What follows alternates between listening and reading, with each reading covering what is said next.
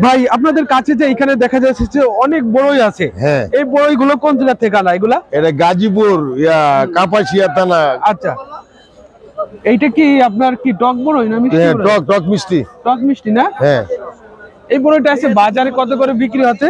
180-90 180-90 কি কেজি নাকি? KG KG KG. KG. এখন কি বড়ির দাম কি বেশি নাকি এই টক বড়ি? না মোটামুটি সিস্টেমের ভিতরে। হ্যাঁ হ্যাঁ, আচ্ছা, মোটামুটি মোটামুটি চাহিদা আছে। মোটামুটি চাহিদা। আচ্ছা, এটা পালাচ্ছে এটা কত করে? একই 500 টাকা পারলে। এটা 500 টাকা পাল্লা। হ্যাঁ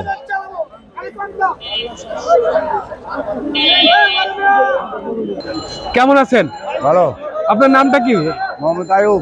আচ্ছা, আজকে বড়ির বেচা কিনা কেমন চলতেছে? আজকে বাজার ভালোই চলতেছে, একটু দাম কম আর কি।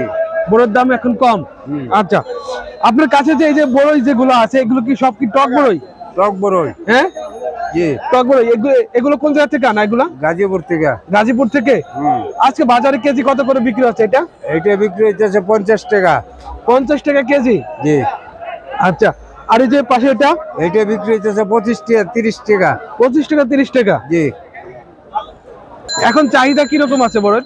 এখন মালের আমদানি বেশি, চাহিদা একটু কম। চাহিদা খুবই কম। আরে আর এটা কোন জায়গা? এই যে পাশে আরেকটা আছে এটা? ওটা গাজীপুরেরই। এটা কেজি কত করে বিক্রি হচ্ছে? এটা 40 টাকা। এটা 40 টাকা। আর এই যে পিছনের যেটা? এটা 50। এগুলো তো সব টক বড়ই নাকি? জি। হ্যাঁ জি।